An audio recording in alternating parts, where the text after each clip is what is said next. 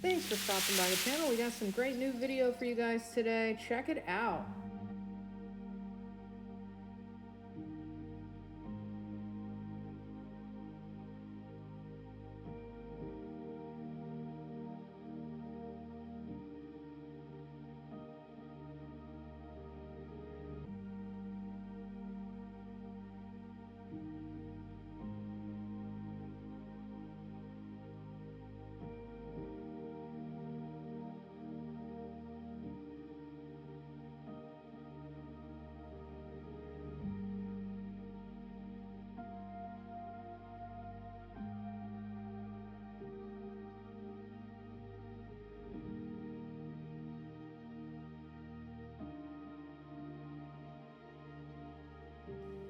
So this week on September 9, 2025, we get to see video presented for the first time to Congress by Representative Eric Burlison of Missouri. The video was shared with him by an anonymous whistleblower, and it was presented during a House Oversight subcommittee hearing on unidentified anomalous phenomenon, or UAP, the military's term for UFOs. During this hearing, the military whistleblowers testified under oath that they had seen UFOs and accused the government of a cover-up.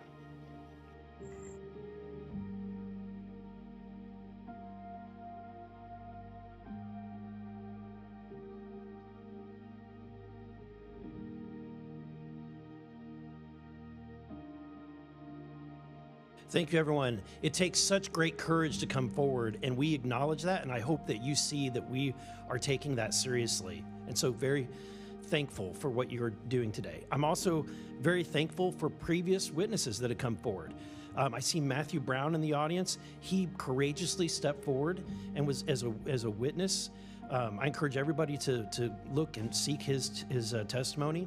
I want to thank the people that came in our first hearing: Ryan Graves, David Grush, David Fravor, and in our second hearing, Admiral Gallaudet, Lou Elizondo, and Mr. Gold, and the many others that have come forward. We hear you, and it's time that we, enough is enough. It's time that we take action. Look, I'm not jumped to the conclusion that I believe that there are, aliens coming from another planet, but I'm open to that. And I think that it's our responsibility, especially when we're seeing that we have a government that is actively blocking information from us. Just last night, I tried to get an amendment onto the National Defense Authorization Act that fit in the germaneness of that bill to have UAP disclosure.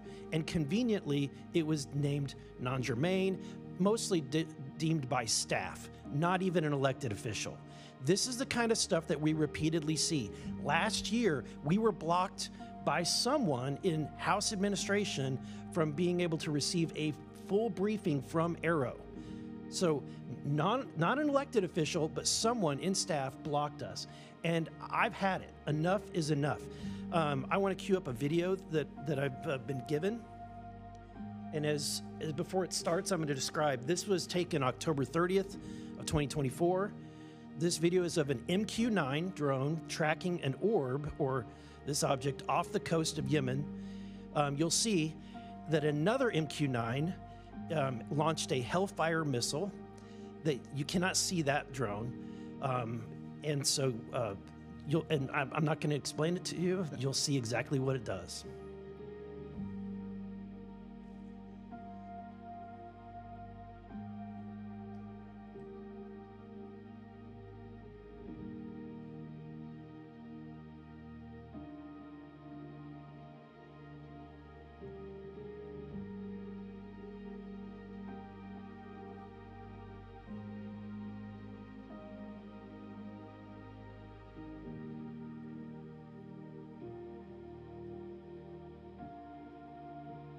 This is when it zoomed out, so you can still see it traveling.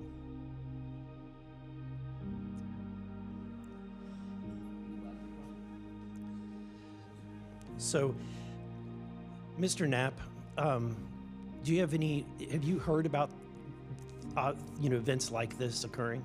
And what information might you have? I have heard about events like this. I have heard about this event. Jeremy Corbell and I talked about it in one of our episodes a while back. We did not have the video, though. There are servers where there's a whole bank of these kind of videos that Congress has not been allowed to see, that the public hasn't been allowed to see. Occasionally some of that stuff gets out in the wild and it comes our way. It should be going to you. You know, the public should be seeing this stuff. And why you're not allowed to, I don't know. But that's a Hellfire missile smacking into that UFO and just bounced right off. And it kept going. It kept going, and it looks like the debris was taken with it. Yeah, what the hell is that? What so again, flies like that? Again, I'm not going to speculate what it is, but the question is, what you know, why are we being blocked from this information consistently? I want to ask this just question: how in the world? This is the document. I want to enter this in for the record if it hasn't already been entered, Madam Chair. The document that you provided on thread 3. This is a huge file. How in the world did you smuggle this out of Russia? Carefully. In your socks?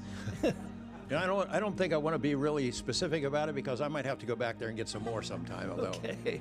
No, that'd be crazy to do that. Well, I took the top pages off that were stamped with a security signature, and I carried them out on my person. But the rest of them I just threw in my suitcase and threw some caviar in there as a distraction as well, and hoped for the best. Otherwise, I'd be a citizen of Siberia right now.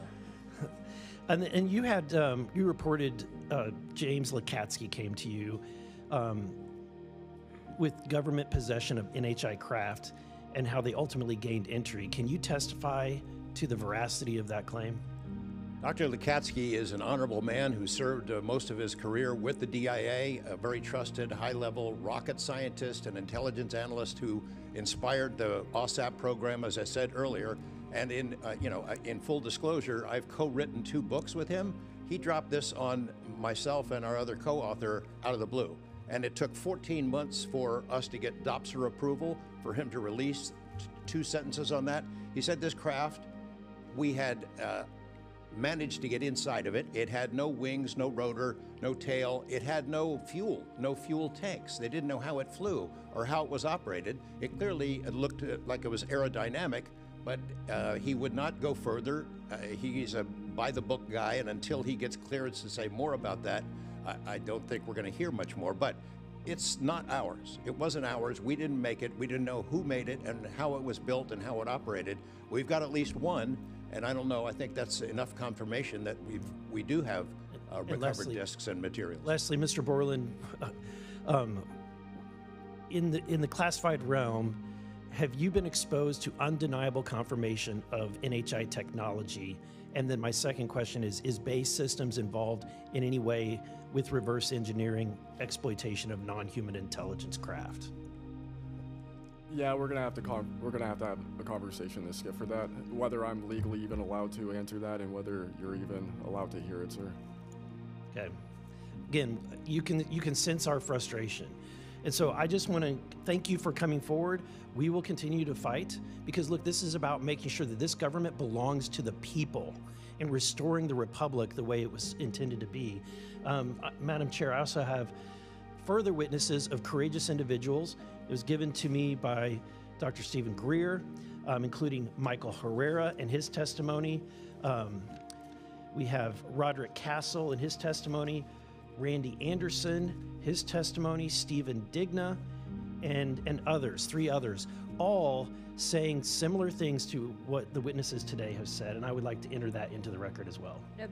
Mr. Wiggins, Chief Wiggins, in your view, what mechanisms, such as internal protocols, witness debriefings, or cross-agency documentation should be better established in order to ensure that such a credible sighting like the one that you have given are preserved and made available to oversight bodies like this? Thank you, sir. As a active duty Navy member, our mission is to carry out the ship's mission or the command's mission, and we, on a general basis, don't have knowledge of what to do when we see things like this. We just don't. We're there to do our mission and do what's told of us, right? So I think what would be important is giving active duty members a clear way of being able to report things like this to where it gets to this point, and ensuring that we have a standard level of understanding that there wouldn't be any level of reprisal or anything happening. Because, you know, I've been in the Navy for almost 24 years, but what about the sailors that have been in for 2 years that experience things like this? They're not going to have the knowledge, or they'll probably be a little bit more fearful to speak up, being it that their career is just starting. Yeah, I want to commend you. You're the first witness to come forward that is currently serving, and it's recognized. And so I thank you. And your testimony is unbelievable.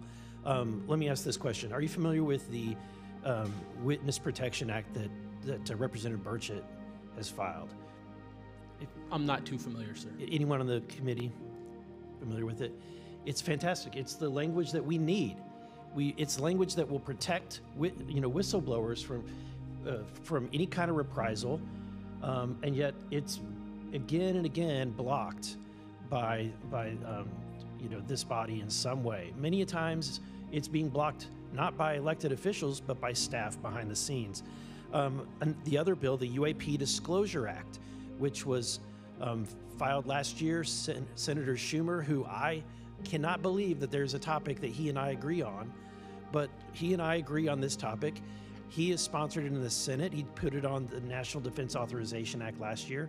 Remarkably, I can't get it it was stripped out by the House last year, and I can't get it onto the bill leaving the House this year.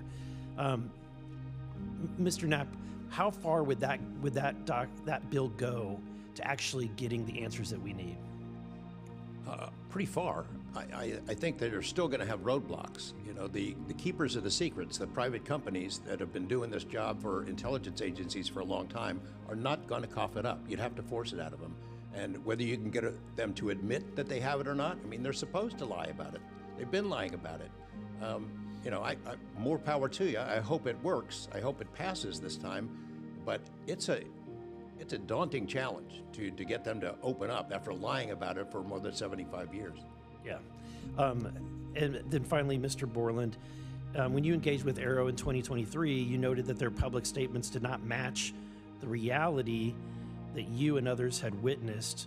In your assessment, what were the key limitations of Arrow? You know, I would put it to you this way. The statement Arrow has made is scientific evidence of extraterrestrials. Scientific evidence requires a scientific control. Extraterrestrial is an entity on another planet. The only way to scientifically prove extraterrestrial is we have to go to that planet, acquire technology, bring it back, and compare it to what we have here. So you're saying they won't let anything out or they won't come forward unless they confirm that unless they go to the planet and confirm where its origin is. That would be scientific evidence, yes. And by that statement, Arrow found no scientific evidence of extraterrestrials is basically, I don't want to call it a psyop, but a misrepresentation, because we do have things. But making that statement is not technically a lie, it's a misrepresentation of the full truth. Thank you. Thank you, Madam Chair. Mr. Chief Wiggins, you said that it emerged from the ocean. Is that right? Yes, sir. And before it did, it was glowing. It was a glowing object under the water. That part I couldn't tell because it was nighttime at 1915 approximately, and it was also at a distance. So it's very hard to tell the difference between something on the horizon and something surfacing from the water. My personal thoughts after seeing what I saw is that it did in fact come from the water, but I don't have visual evidence showing exactly, that it did in fact come from the water. But I had to go through my process of elimination and try to figure out, was this a ship on the horizon just showing its lights at night? But to see it surface, then it made me question, okay, where did this come from? If it's flying and it's not a drone or anything like that, where was its origin? Where did it start? Mr. Knapp, in your testimony and in this document, you detail an event that happened in Russia where their nuclear missiles were activated, and we were close to a World War III at that time, which is startling to hear. It's also good to know that as we have investigated the JFK files as well, that we're learning that there was a document that was sent between Russia, there was an agreement between Russia and the United States that if they were to see some unidentified objects over sensitive sites, that they would report it to each other. Are you familiar with that document? Yes, I'm also familiar with the rhetoric, public rhetoric between President Reagan and Gorbachev at the time, too, that they traded statements about wouldn't it be something if we were threatened by something from way outside, how we might work together. I know for sure that they had conversations about it, and I know we did reach an agreement to try to lessen the possibility that us detecting a UFO or group of UFOs would not be mistaken for a bunch of Russian missiles. There were exchanges of that sort that went back and forth. Yeah, and I can imagine this is, to me, the validity of this document is underscored by the fact that Russia would not want this to be known. They absolutely would not want to know, the public to know, or the United States to know, that there was a vulnerability in their missile systems. Would you agree? Absolutely, and you know, and we had many similar incidents at our nuclear weapons facilities here that have all been sort of swept under the rug. But it's pretty scary when you take down 10 missile silos during tense times, and you don't have a better explanation for it than it was a special test of security mechanisms or using EMPs, which is a preposterous explanation. Mr.